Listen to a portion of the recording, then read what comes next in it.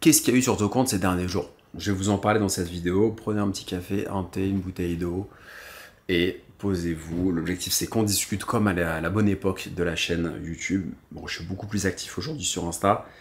Je fais toujours du YouTube, c'est toujours mes premiers amours. Au départ, c'était vraiment le format que je faisais. Mais aujourd'hui, je suis quand même beaucoup plus actif sur Instagram puisque je trouve que c'est plus facile de créer une vidéo sur Instagram. Quand je vais dans un événement, c'est plus simple en réalité de faire une petite vidéo verticale. Je prends l'iPhone, j'ai pas besoin de prendre une grosse caméra comme j'ai là. Là, c'est une FX30, c'est pas énorme, mais il y a un micro, il y a un pied, tout n'est pas forcément stabilisé. Alors là, celle-ci elle est stabilisée, mais tout n'est pas stabilisé. Il faut un cadreur quand tu es dans un événement. Bon, il y a des petites caméras aussi, je pense à l'Osmo Pocket, etc. Mais je trouve que c'est quand même hyper pratique de filmer à l'iPhone. Et à l'iPhone, faire une vidéo YouTube de qualité à l'iPhone, tu peux le faire en format paysage comme ça, mais je trouve que c'est quand même beaucoup plus simple en format. Donc ça va plus vite à monter, c'est plus simple, c'est plus versatile. Et Insta, on peut discuter entre nous dans les commentaires ou les messages privés. Sur YouTube, c'est plus compliqué. Donc si c'est pas le cas, abonnez-vous à l'Insta Tocante. Je vous remets le lien, c'est Tocante. Vous tapez dans la barre de recherche Tocante avec un S, Tocantes pour les plus hispaniques d'entre nous. Et du coup, on pourrait interagir tout le temps. C'est aussi sur TikTok. TikTok, je vais avoir 10 000 abonnés. C'est pas beaucoup, mais c'est quand même 10 000. Et puis Dailymotion aussi. Mais alors, Dailymotion, c'est tout petit. Hein. Ils essaient de réactiver avec quelques créateurs comme moi. Mais on va dire c'est plutôt Insta, TikTok, YouTube. Chrono, Patrouille de France. La Patrouille de France, c'est l'élite, vraiment l'élite de l'aviation militaire française. Donc c'est vraiment pour faire rayonner la France, pour montrer l'excellence technique, la maîtrise de la France et l'élégance aussi de la France. Donc c'est vraiment une parade militaire pour montrer le pouvoir de la France à l'international. Un peu comme le défilé du 14 juillet, c'est le même objectif. D'accord? C'est ça la Patrouille de France. Donc Belen Ross, je fais une vidéo hein, d'ailleurs sur ce petit événement très sympathique dont j'ai eu la chance de participer hier, a sorti une montre limitée à 500 exemplaires autour de cet événement. Donc la voici, BR05 Chrono Patrouille de France. Donc elle fait 42. Oui, c'est un peu imposant. En même temps, ça lui permet d'avoir une belle ouverture sur le cadran, de la lisibilité, de pouvoir mettre le logo de la Patrouille de France, de pouvoir insérer les compteurs du chrono et d'avoir une vraie tool watch au poignet. C'est vraiment son objectif phare. J'ai aussi eu la chance d'aller voir l'exposition La Capsule The Collectibles à Paris, chez Gégère Lecoutre, à la boutique de la place Vendôme. Très sympa. C'est quoi le concept? C'est Gégère a produit des montres il y a longtemps, les a mis sur le marché, les a vendues. Il y a des gens qui les ont achetées, elles sont passées de main en main parfois. Et du coup, Gégère s'est dit, sur certains modèles iconiques, on va les racheter aux propriétaires, que ce soit des professionnels ou des particuliers, on va les réviser et on va les remettre en vente. Donc en fait, ces montres sont disponibles à la vente. Et du coup, c'est assez drôle parce qu'ils fabriquent une montre, elle part sur le marché pendant des dizaines d'années, ils rachètent les montres, ils les révisent sans les dénaturer, c'est-à-dire qu'elles ont encore certaines marques du temps, c'est pas des montres neuves de stock, et ensuite ils les remettent en vente au prix le plus juste possible, avec un super livre que j'ai eu qui explique du coup les différentes capsules et l'objectif de The Collectibles.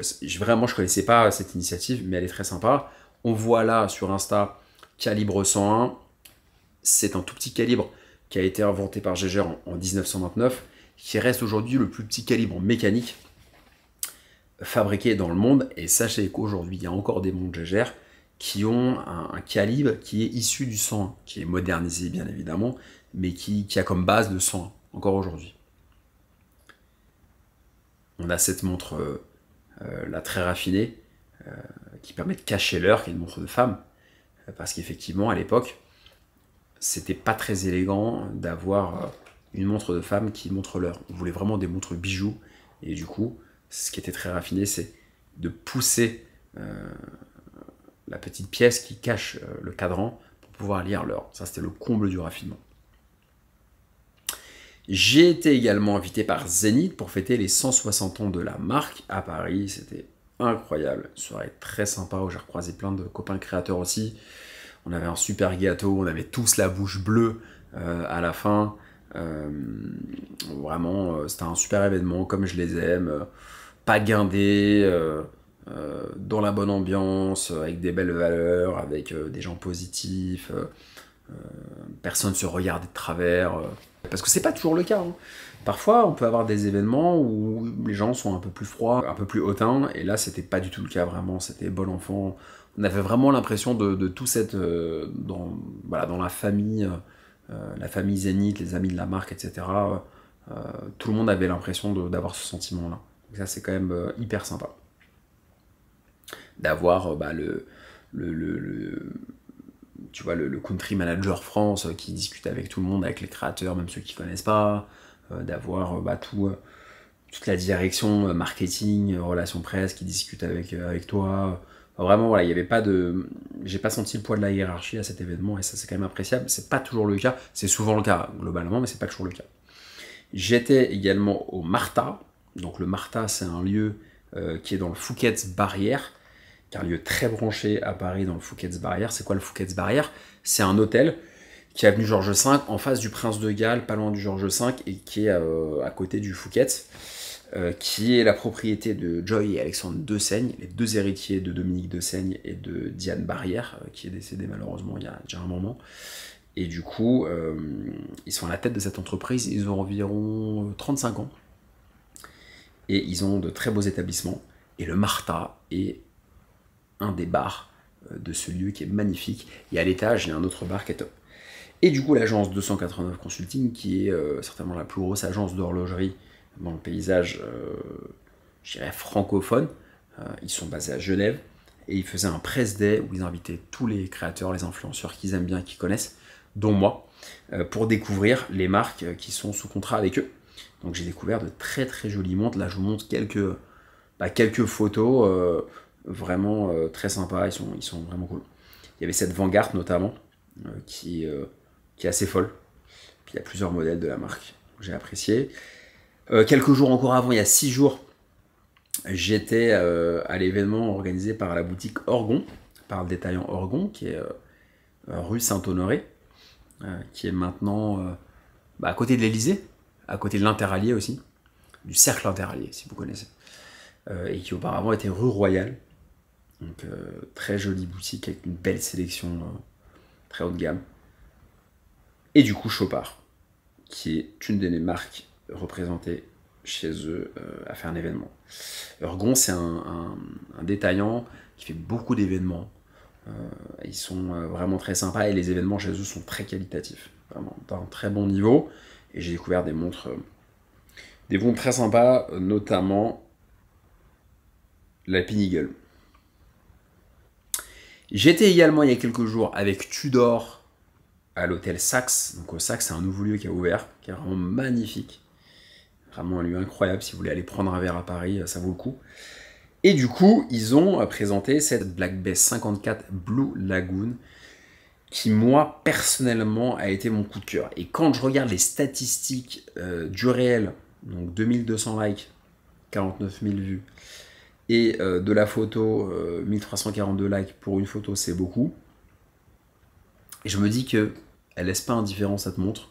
C'est un vrai, il y a une vraie hype, comme on dit, un vrai buzz autour de cette montre. Et je trouve que ça fonctionne bien. Pourquoi? Parce que même si elle a un insert sur la lunette qui est brillant, moi je trouve que c'est très sympa parce que du coup cet insert brillant donne un côté très French Riviera, très Cannes, très Italie, French Riviera italienne, même Italie du Sud. Je la trouve très, très latine, très méditerranéenne cette montre. Pas du tout suisse dans l'esprit. Et le cadran, il est magnifique. Il est beaucoup plus facile à porter pour moi que sur une Daytona. Parce qu'un cadran Tiffany, enfin turquoise, sur une Daytona 40 mm, c'est quand même plus difficile à porter. Parce qu'une Daytona, c'est plus ostentatoire, c'est 40 mm, c'est plus gros, et tout le monde n'est pas Carlos Alcaraz. C'est plus difficile à porter, je trouve. Tandis que sur un modèle 37 mm, c'est beaucoup plus judicieux puisque c'est plus petit. Et j'ai lu les commentaires, hein, j'ai lu vos commentaires. Les critiques, c'est la lunette brillante, c'est pas une bonne idée, too much, trop bling bling, ça fait cheap, j'aime pas, etc. Alors non, ça fait pas cheap. Bien au contraire, par rapport au prix, la finition n'a rien à envier à une Rolex, qui est 2 fois plus chère, voire plus. Au moins 60% plus cher, si ça avait été une Rolex. Et franchement, la finition, moi je vois personnellement pas la différence. Le bracelet, on dirait un jubilé de Rolex, il est top. Il doit être beaucoup moins cher d'ailleurs en pièces détachées, mais il est top. Franchement, ça fonctionne très très bien. C'est un peu le laboratoire Tudor de Rolex. Hein. Tudor fait partie de la même maison de Rolex, du groupe, et c'est un peu le laboratoire d'idées. Et il y a des chances que ce cadran vienne aussi sur des montres qui ne sont pas des chronographes à l'avenir. C'est déjà le cas sur le Daytona. Sachant que là, il y a une finition légèrement différente, comme on peut le voir. Mais vraiment, moi, j'ai adoré ce modèle-là. Et non, ça fait pas bling bling. Pourquoi? Parce que c'est 37 mm. Là où je vous rejoins, c'est que si ça avait été le même cadran Tiffany et la même lunette miroir brillante sur du 40, 41, 42, là, ça fait too much. Là, ça fait ostentatoire. Parce que c'est trop voyant. Mais là, parce que c'est plus petit, ça fait pas ostentatoire.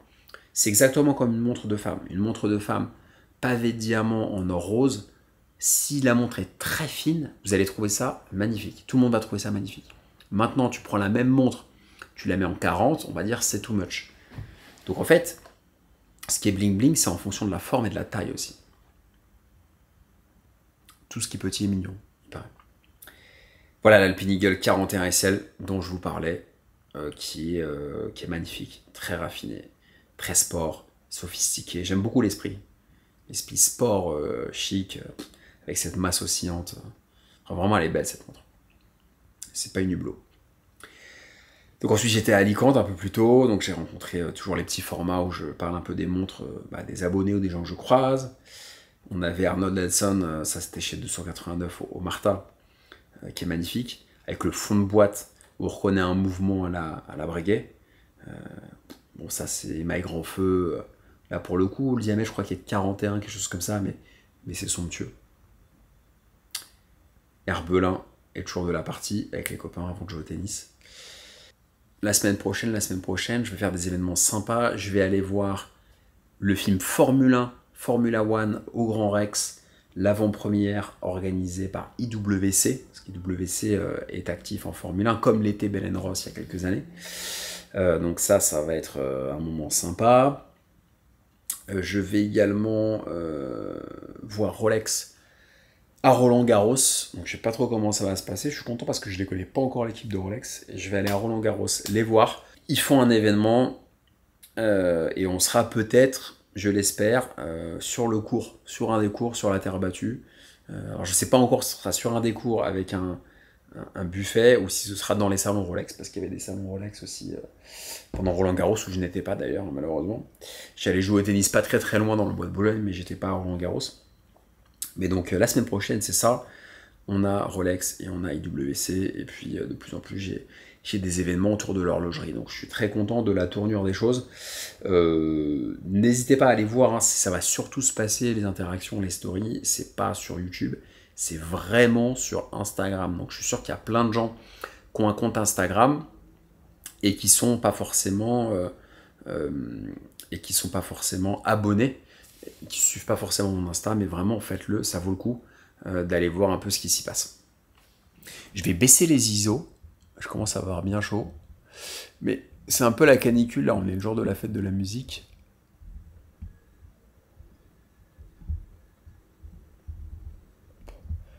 C'est pour ça que j'ai enlevé la ventilation chez moi. Pour pas que ça fasse du bruit, parce que le micro est très sensible. Et j'ai deux petites trouvailles aussi, deux petites montres que m'a prêté Okara, je vais vous les montrer tout de suite pour finir la vidéo. On a cette Formex Essence que j'aime beaucoup personnellement. Ah, le point il est rapide sur cette caméra. Que j'aime beaucoup parce que elle est très agréable à porter, elle reste assez fine. C'est pas une extra plate, hein, mais elle reste assez fine. Bracelet en cuir, du coup très agréable à porter. Un cuir un peu suédé, très agréable à porter. Fond de bois transparent. Ça, c'est chouette. Et on a une petite innovation que j'ai pas vue sur d'autres montres. On a en fait le boîtier qui va sortir un peu de la carrure comme ça. Et ça, regarde, c'est chouette. Je sais pas si tu vois. Hop, regarde. Et en fait, c'est quoi l'intérêt d'avoir ça? C'est que lorsque tu portes ta montre et qu'elle est un peu serrée, bah, tu auras plus de confort. Parce que du coup, quand tu vas bouger, si elle est serrée, quand tu vas bouger ton poignet, bah, on a des os sur les poignets, ça bouge, c'est assez complexe. Et du coup, ça lui permet d'avoir de la souplesse. En fait, c'est un peu comme la suspension hydraulique d'une Citroën DS, pour les plus anciens. Du coup, hop, tu vois. Et ça, c'est chouette et ça contribue au confort de la montre. Puis après, elle est jolie, hein, avec ce cadran qui est complètement... Ce cadran dégradé, marron, brun, qui est complètement en lien, en adéquation avec ce bracelet. Franchement, elle est élégante cette montre, j'aime beaucoup. J'en ferai la review, hein. Je la porte pas mal en ce moment justement pour vous en parler de manière très pertinente. Et on a cette Walbrook que j'ai pas encore portée, mais que j'ai reçue. Alors là, j'ai bien aimé. Quand je suis allé la voir à la boutique au Chrono, d'Okara, je l'ai bien aimée. Elle me plaît.